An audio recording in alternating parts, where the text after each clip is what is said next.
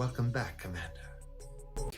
Herzlich willkommen beim BattleCast Folge 4 mit Amas 90 und Moby.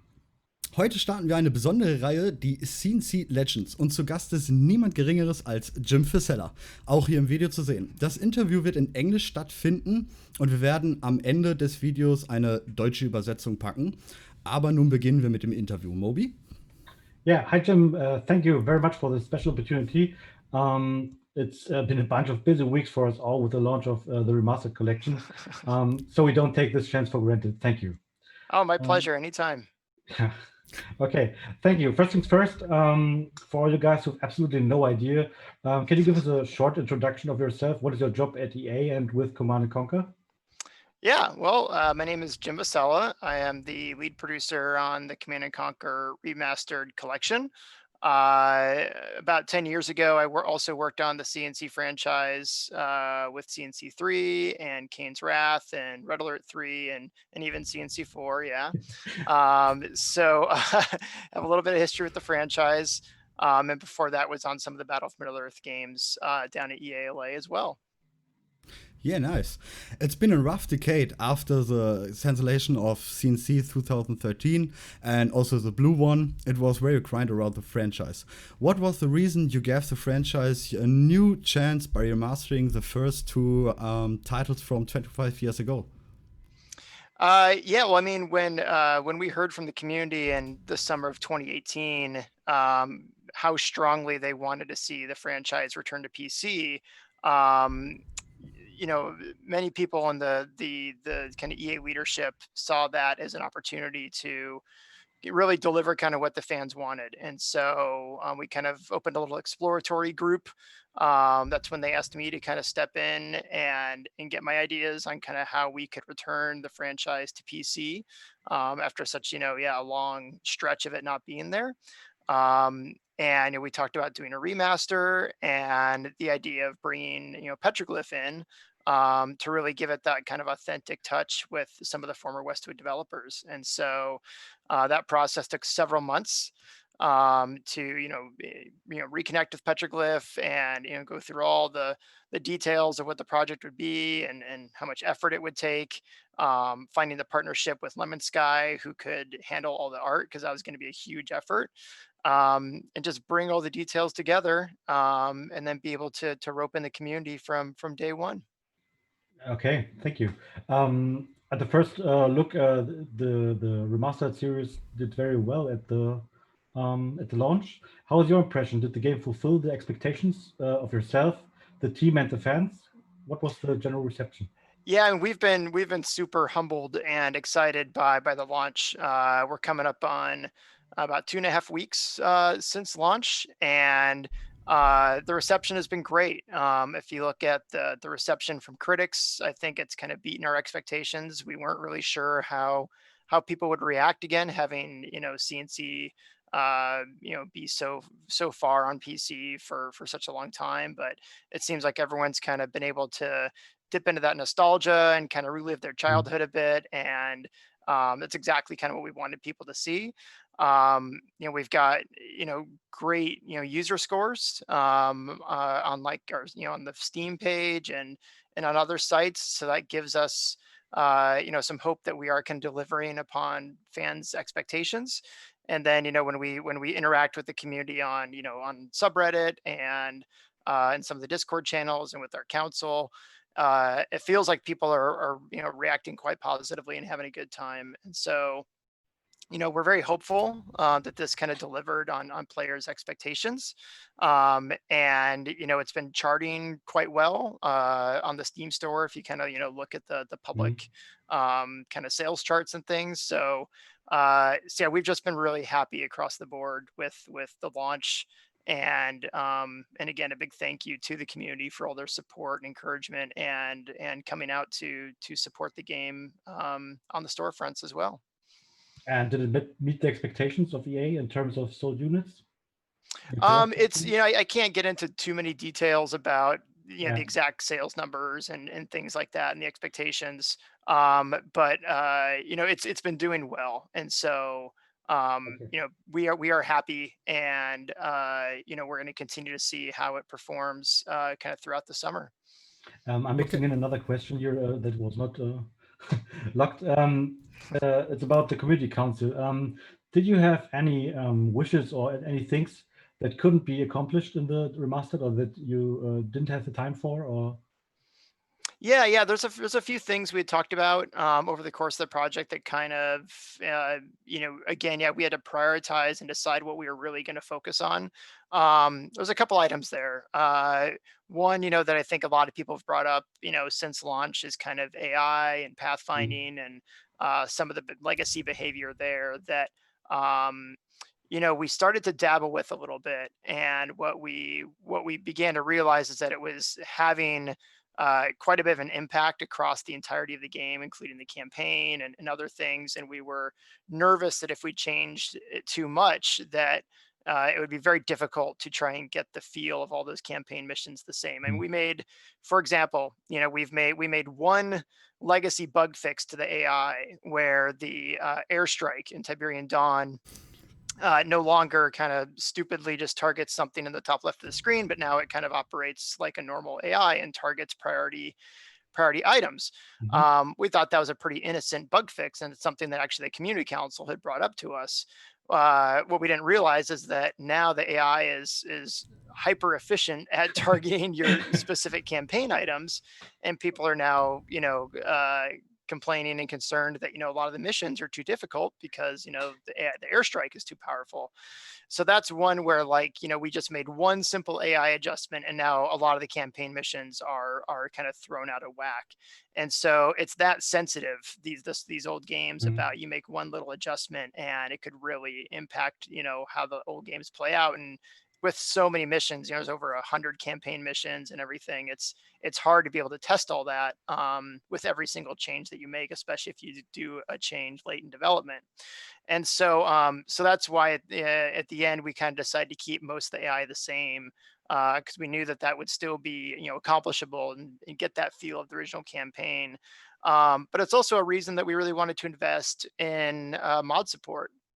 And release the DLLs as open under the GPL license, because we knew that there were some incredibly smart people in the community who had also dabbled with this over the years and might be able to make some improvements there themselves and kind of give players that option about whether they wanted to opt into that. And so we've already seen some fantastic mods put up on the Steam Workshop that try to improve the AI, try to improve pathfinding, and that's really awesome to see, so that hopefully people can kind of get the best of both worlds there. So that's kind of one definite topic that was constant throughout the project that we weren't sure kind of how far we could push.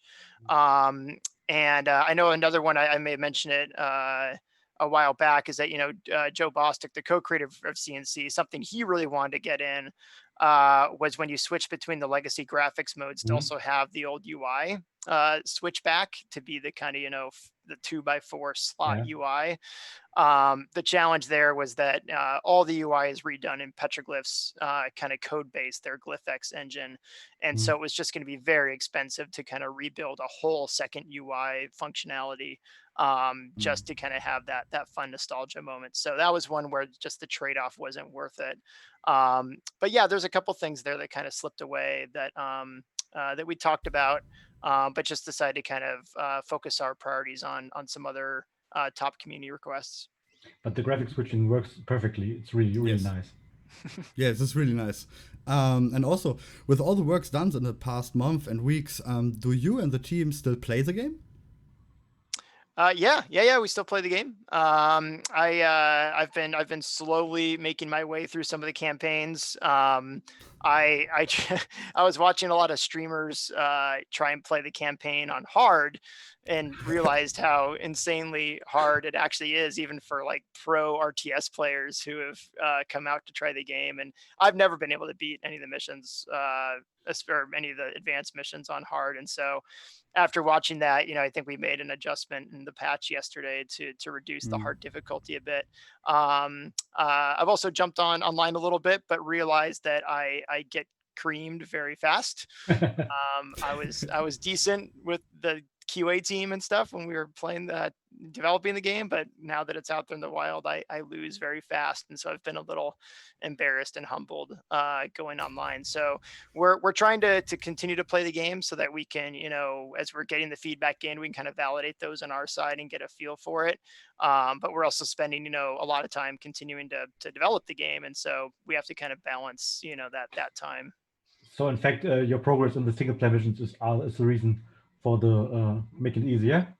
Well, no, I mean, I didn't need to experience that myself to see that it was it was really hard, because obviously there were no difficulty options in Tiberian Yeah. Dawn back in the day. So we brought over the balance from Red Alert, and we actually had some of our QA team. They were able to beat everything. Like, we did validate that it is feasible to beat all the missions on hard, and even some of the community council members, when they got a first build of the game, had done similarly.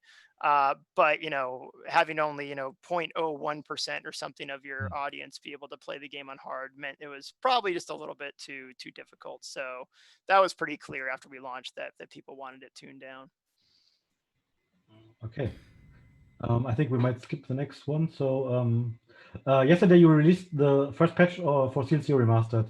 With all the reactions since then, did you do well? And what are additional issues you would like to address in the next update that didn't make it into this one? Yeah, I know. I've been reading all the comments that have been coming back on the post that I did on the subreddit yesterday, and we've been getting then other feedback kind of through the council and other community channels on things that people really like about the patch, on things that are still some challenges with the patch, and then some design decisions that we made that people are not as happy with. And we're taking all that into account and deciding if we want to make any adjustments or revert anything, or trying to optimize something in a better way. Sorry, what was the second part of the question? Are there any additional issues? Oh, right. Yes. Yeah. Yeah. So we're still looking at land play. That's something that I know is at the top of a lot of the community's list. And as I've mentioned a few times, it's a pretty significant feature and requires quite a bit of testing around it. So, and especially unique testing, given everybody kind of working from home. So that's taking a good amount of time, but we're continuing to look into that. I've seen a couple other requests that have come up. There's still some missions that have some kind of issues that are making it more difficult, or some bugs that are in some of the missions that are making them kind of break at certain times. So we're looking at things like that. We've gotten a good amount of feedback around kind of the save game system and some things that people want to save there. Now that we're trying to improve that, just trying to fix up some of the plumbing and the architecture. And then we're kind of generating a list of things that people are continuing to bring up, and obviously Quickmatch is kind of hot topic for a lot of people, and a lot of people have kind of passionate thoughts around what maps should be in the rotation and what the balance should be, and all that sort of thing. So we're continuing to take in that feedback, and we'll try and continue to make adjustments there as we see fit. Yeah, when you might have had a look at the ladder, there is something strange going on. Some players are making multiplayer accounts and are fighting into the top rankings. Do you have plans on doing something about that? Because technically the player do nothing wrong. Will there be monthly ladder resets or something similar in the future? Yeah, we do have the ability to reset the ladder. We actually reset it, a few days before launch, because obviously we had all of our testers and other accounts that had kind of been in there for a few months. So we do have that ability. It's something I would maybe like to do, sometime maybe in like late July. And we'll try and give the community a bit of a heads up that's going to be coming, so that people can kind of plan for that. I don't know, how long we'll be able to kind of continue to reset the ladder in that sense, or if we'll get into a cadence or anything. But I would like to reset it kind of once here, especially since we've kind of changed Quickmatch quite a bit over the last few weeks and changed some of the rules and some of the maps. And hopefully that'll help kind of give everybody a clean slate and kind of continue the kind of competition up the ladder. But there will be no regular seasons or regular resets or something? Right now, it's just hard to say kind of what the roadmap would be, and how active people kind of continue to be on that front. So I think we'll try and do one in kind of a few weeks here, and then we'll just kind of Hmm. continue to monitor as we go forward. Okay. Du. Currently, there's only one 1v1 ladder with dedicated rules in each game. I think you have heard the question a few times. Do you have any plans on introducing additional competitive modes like 2v2 or different rule sets? Yeah, it's a great question. I've seen definitely some requests for kind of a 2v2 ladder. Um, the challenge with 2v2 is that there's a lot more development to it. You need a bunch of unique kind of UI flows. You need kind of a party system where Mm. you and that colleague or teammate could team up. So there's just a lot of moving parts that actually go into going from 1v1 to 2v2, and so that would be a pretty significant feature for us to tackle. And so far, something like land play was just kind of floating a little more higher in terms of the priority, especially to kind of unlock the ability to kind of play some mods kind of through the LAN kind of Mm. VPN system. And so we're focused right now on kind of that as a kind of our top feature priority. And then we'll have to see if 2v2 is something we'd be able to tackle in the future. But it'd be a pretty big feature for us, and so we'd have to see if that could actually fit into a future roadmap. Yeah, Mhm. yes, of course. With the Steam Workshop being integrated, do you think there might be some sort of official map packs with community-made maps to be added with an update? Well, I mean, community participation has been kind of at the core of the project since the beginning, and I think there's some great examples in the launching game of the community, contributing content to the game, including the installation sequences that Mhm. I talked about, the Tiberian Suns, providing their music, and and the box art that was done by Pierre, and so um, yeah, but it's a great concept to be able to kind of bring community maps into the official rotation. The thing we'd have to check there is it's more of kind of a um almost like a legal thing. We have to understand what the Mm. rules are for us being able to take community created content and including that officially in the game, because at that point, we'd actually be kind of distributing that content officially in the game, and that's kind of a different piece of content at that point.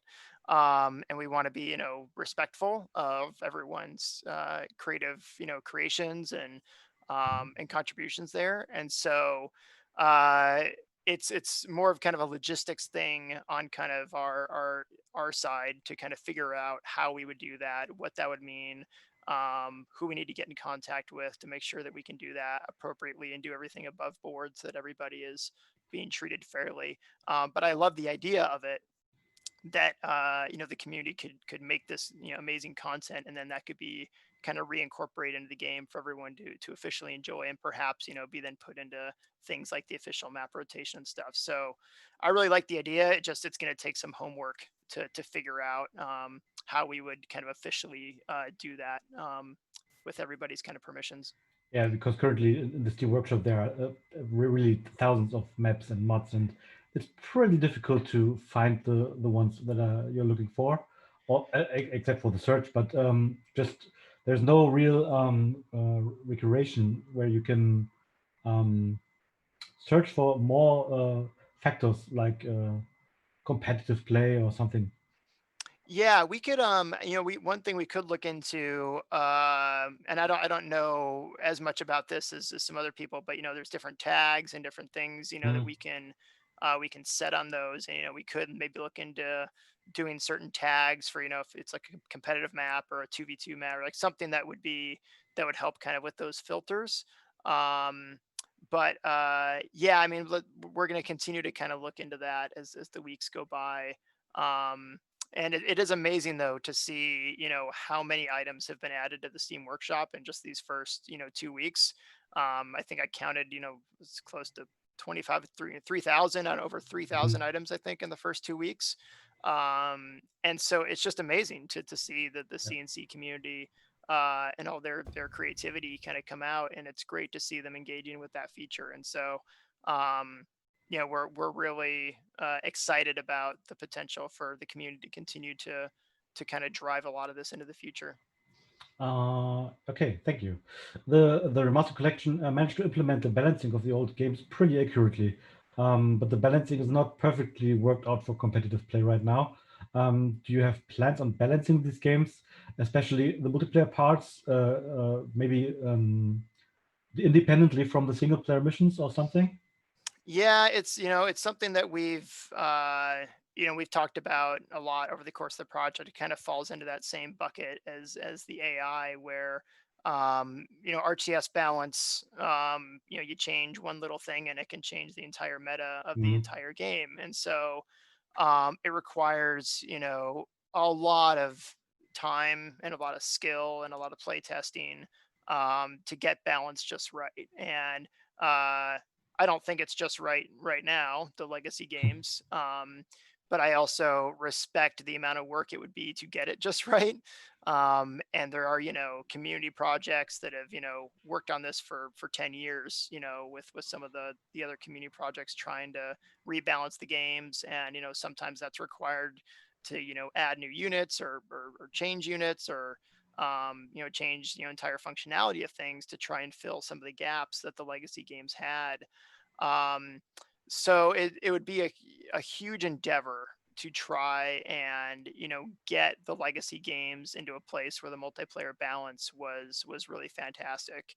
And we even had challenges with this on like C&C 3. I remember when we launched, and that was with a full RTS veteran team working on it for a long time, and we still had trouble getting it to a really good place. And so I respect the amount of work it is, and I'm not sure if we'd be able to kind of pull that off and do it Mm. justice. And so we're still kind of thinking about that. I know we've made a couple adjustments with some of these early patches to try and um, remove certain exploits or fix certain things that felt almost more like bugs. Like we changed how the low power system works in Red Alert, for instance, in Mm. yesterday's patch. And that was something that I'd heard a lot of feedback from our from some of our community members, and I agreed. I played with it myself. I fiddled with it. I played some multiplayer games where it was happening, and I felt like, yeah, this feels more like a bug and an oversight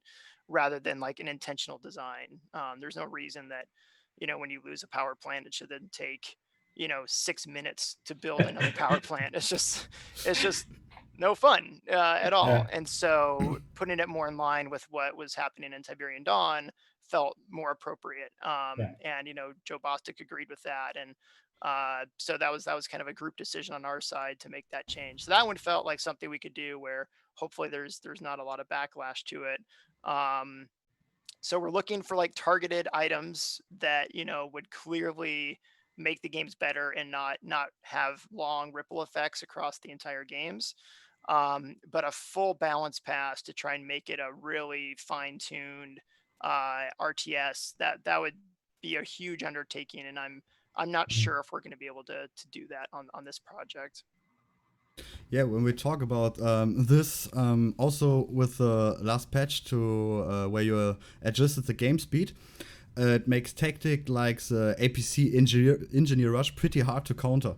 Is that an intended behavior or some sort of side effects you did not intend? Yeah, I think I would call that more of a side effect. This was another thing where I had seen a lot of posts around people wanting to see the quick match speed increased. Mm. I was watching a lot of streams where people were saying they wanted to see the quick match speed increased, and I was playing it myself and felt like, yeah, this is kind of sluggish, especially on some of the larger maps, just getting units across the map and stuff. And so um, there were some people asking for it to be moved up to faster or even Yeah. fastest, and I'm like, I don't know if we want to do that. So I even didn't go as far as some of the community members kind of wanted us to push it. I'm like, let's just take a baby step towards fast and see how it feels. And I think the initial reactions were fairly positive to my understanding. But then some of these side effects started popping up. Certain strategies now where it was hard to target certain units, and we'll look at that kind of going forward and seeing if if that's a Tiberian Dawn exclusive issue, and if there's something that we could adjust there. Maybe we change the speed for Tiberian Dawn but not for Red Alert. It's hard to say how you kind of make it perfect for everybody. And we're gonna have to just kind of continue to evaluate, and the more feedback that we can get, to try and get more of a greater collection of the community's opinion on this, it helps us make kind of better decisions around that. And um, so, if we're finding that there is now, just one strategy in APC Engineer Rush that, can dominate every single game no matter what, simply because the UI can't react to it properly, then that's kind of an issue that we would want to take a look at. If it's a one-off strategy where it's kind of, all in, and it's risky, but sometimes it works, then that might be okay. And so we'll have to just kind of continue to get more feedback on it and decide what the best path is forward. But it seems like it's hard to find a perfect solution that kind of Yeah. pleases everything. So if we switch it back to normal speed, then everyone's going to complain that it's too slow again. And so, yeah, again, it's one of those parts where you make one change and it kind of ripples into something else. And we'll have to just continue to gather feedback on it over the next few weeks. Okay, I think we need to hurry up a little bit. Yeah. As we are a German team, we have acknowledged some strange localization problems within the German version of the game. Do you have any information about that? Will there be fixes or any way where we can report this to you? Yeah, I mean, feel free. I mean, you can definitely report it to me. I mean, you guys both have my contact info, so feel free to send me a personal note, with feedback on the German version. I have heard of some issues where, in some of the cinematics and in some of the things, there are still references to some of the old Android behavior and things Yeah, like that.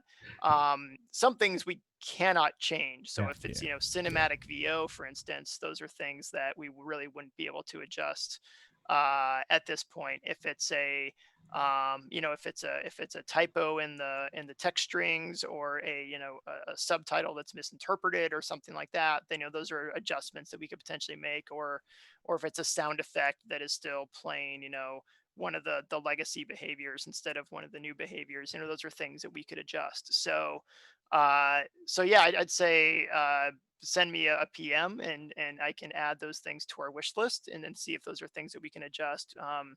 We are super appreciative of the community's support in Germany. C&C franchise has a very long and exciting history in Germany, and I used to yeah. love coming to the Gamescom 10 or 12 years ago, and meeting all the fans out there. So Yeah. we want to make sure the game is great for all the players in Germany and across Europe. And so yeah, please let us know how we can try and make it better. We will do. Yeah. Yeah, let's talk about quality of life features. Will there be an update for the in-game menu, for example, to delete multiply save games at once, or similar comfort features like the jukebox added in the last patch? Yeah, we're continuing to, we kind of have a running wish list of quality of life things that come up, new hotkeys that have been requested, all the save changes that we made in this last patch yesterday, was part of that effort. And now we're getting more feedback like this, like, oh, well, now I have all these save games and I can't delete them all.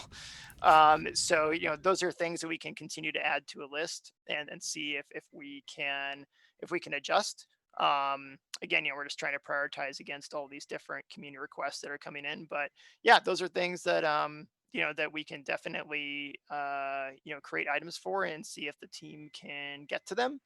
And yeah, we want to continue to try and make the games better here over the next few weeks. Talking about quality of life, currently the Origin client is not as well integrated with the user-made content as the Steam client is. Are you having this issue on the table, or will there be any better integration in the future? Well, it's not as much of a choice. It's just kind of the feature set that the different platforms support. And so Obviously with Steam, you get the native integration with the Steam Workshop, and the UGC that can flow through there. The players on Origin can still utilize a lot of that UGC, but yeah, they have to kind of go about in different ways to get it installed. And we have a few instructions on our modding FAQ on our website on how to do that for Origin players.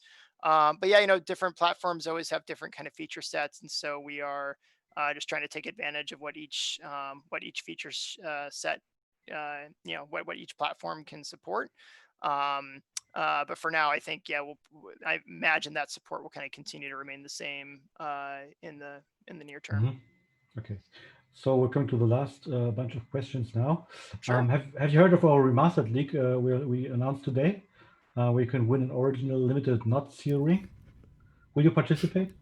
Oh, I'm sorry, I didn't hear the question too clearly. We announced a Remastered League for Tiberian Dawn. A league. Today. Okay. Yeah. 6 consecutive tournaments where you can qualify to win a not seal ring. These 50 pieces were made early 2000, maybe. Oh wow, that's exciting. Will you participate? I don't know if I'll be able to. It kind of depends on schedules, and I'll be out of the office for a little bit soon. But that sounds exciting. I'll do my best to follow. Plus, I'm really not that good at multiplayer, I'll fully admit. So I don't know how competitive I would be. But send me the details, and I'll try my best to follow along. Okay. Yeah, we will do. Let's say Gamescom would have not been shifted to a digital event. Have there been any plans to presenting Command & Conquer there? We had talked about bringing the remaster to Command & Conquer to Gamescom last year, and it was still just a little bit too early for us, and we wanted to kind of save that for more towards this spring. So yeah, I don't know if we would have. Because obviously everything's been pretty much locked down since the start of 2020, so EA hasn't just talking too much about what plans could or not have been. So I'm not sure if we would have been able to come out, but as I was saying, I loved coming out to Gamescom, over a decade ago when we were talking about all the C&C games back then. And I certainly hope that I can return in the future if everything, gets more safe and we start attending those events again. It'd be great to see everybody. Mm-hmm. Did you have any contact with Uluk here within the last years? Well, me personally, I would rarely have contact with any actors or anything. But no. Good. The next guest in our C&C Legend series will be the one and only Frank Klepacki, the mastermind behind everything you hear in Command & Conquer. How has the work with such a legend been, and who do you think should be the next one that we can interview after Frank Klepacki for this Legend series of Command & Conquer? That's a great question. So, working with Frank has been a dream come true for me, being a fan of the series since I was young, and then getting to work on the series back in the 2000s, and Frank contributed some tracks to Red Alert 3 and things like that, but I never got to meet or work with him at that point. So getting to work so closely with him on the soundtrack and all the audio for the Remastered Collection has just been a surreal experience, and we get to hang out. And he came out here when we recorded Kaya Huntsinger to do all the Eva re-record voiceover, and that was fantastic to hang out and work together. And so it's just been a real pleasure to work with Frank, and he's just amazing at what he does. So I'm really excited to hear that you're going to be talking to him as well. He has so many great stories and details to share about this experience and then everything else he's worked on over the past few decades.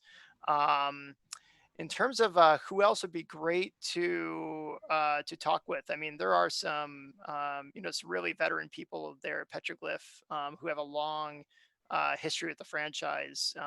Ted Morris, who's my production counterpart over there, and Mike Legg, who had been at Westwood since the 80s and has worked on all that stuff. And he redid the jukebox for the remastered collection and everything. So he would have some great stories to share as well. And so yeah, I mean, you'd have to ping those guys and see if any of them would be willing to take you up on a time slot. But in my opinion, they are all legends to the Command and Conquer franchise.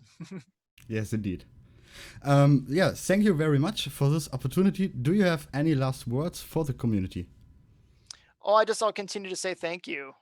Thank you for all of the engagement, for all of the support, and for giving us a chance to try and deliver on the remastered collection. And I would just kind of say, continue to please stay positive within the community. Support your fellow community members as we continue to patch the games. We're not always going to get everything right. We hope to continue to make positive improvements on the games, but we might always make a change that not everyone is 100% happy with, and we welcome and appreciate that feedback, but please deliver it in a positive way. And we just want to make sure that the C&C community is a positive and welcoming place for everybody. So but yeah, thank you for all the support, and we're looking forward to continuing to engage together. Okay, thank you very much. Can you give us a glimpse? What's the next milestone on your work after your vacation? I can't. Yeah, we don't have specific details yet. But like we talked about earlier, we're looking at a couple of those things I mentioned, and I'll continue to keep the community updated. As I have more details to share. Okay, thank you very much. Nice. Then thank you for being here. It was really, really nice, and yeah, the next step is Frankel Pecky. Awesome. Friede durch Macht.